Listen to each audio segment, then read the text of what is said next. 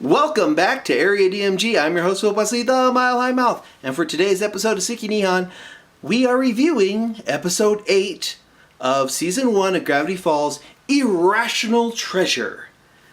Pretty much what happens is Pioneer Day has descended upon Gravity Falls. That's where they talk about, the founder of Gravity Falls, who was something Northwest. Oh, remember in the last episode when they introduced Pacifica Northwest? Well, her family's rich. The trope here is easy target. Most of the time, I find it kind of lazy when shows are like, hey, let's talk about how bad rich people are to other people. That's not always the case. Although I have found in my experiences with people, there are people who, the more money they inherit or they don't have to earn, the meaner they can be to people. And that kind of fits into this trope. Anyways, Pacifica humiliates and makes Mabel feel bad for being silly. Like I said, Mabel has kind of a fragile ego and id. That's why she needs more of a friend base in this show, because she's a bit more fragile than Dipper is. And that's why she's mean to Dipper often in the show. Sometimes she teases him or picks on him. There's a couple episodes where that happens a lot. But it's because Mabel's much more fragile. She's more of a breakable character. Anyway, she feels bad. She's made to feel bad about being silly.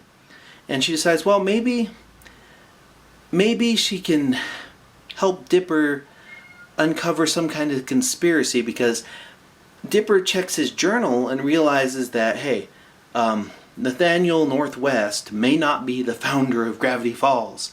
So they follow all of these clues, which are actually kind of silly, and discover that the true founder of Gravity Falls is the 8.5 President of the United States, Quentin Tremblay. And there's a little bit here where they end up discovering all these secrets about Gravity Falls. Rather, that the Nathaniel Northwest was essentially a poo slinger, one of those people who shovels manure. Yeah, and was given this title because Quentin Tremblay, the 8.5 President of the United States, is kind of insane.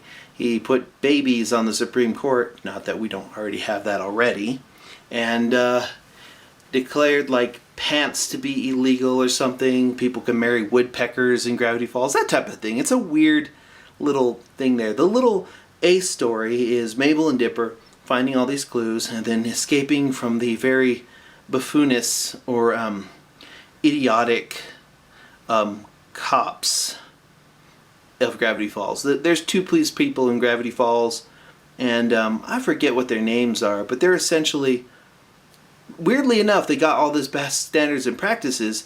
They're essentially a gay couple that live in Gravity Falls. It's really, really, really, really, really obvious and hinted, etc. And even Alex Hirsch said, yeah, they are. And it's kind of funny because they're complete idiots.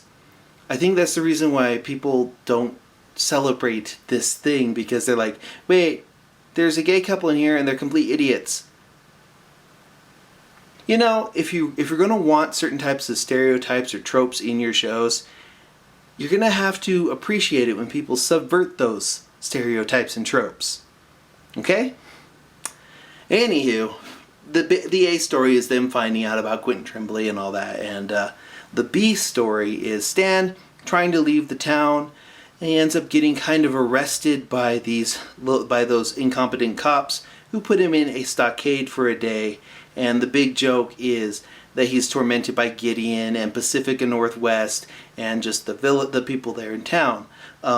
Quentin Tremblay, after being freed from Peanut Brittle by Mabel, helps the children escape, and he makes Mabel a honorary congressman. And she's all like, I'm legalizing everything! And he gives Dipper the president's key, which can open any lock in America. And yes, that's actually used in the episode, and I think it might be used in a couple episodes. I'll have to check. But yeah, it's kind of an important thing there. But overall, this is pretty much a filler episode. There's a pretty great little dynamic where Dipper gives Pacifica Northwest all the information he's found to make her feel bad. And he's like, oh yeah, this revenge thing is awesome. Whereas Mabel doesn't actually decide to confront Pacifica on all this. Because Mabel realizes, hey, she may be a little silly, but that's who she is. You can't really let other people dictate who you are.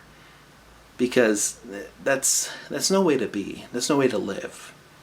Anywho, I like this episode even though it is filler. And if you like this episode, tell me in the comments below. Hit that thumbs up if you haven't already. Hit that subscribe button. And until the next episode comes out, you are now caught up.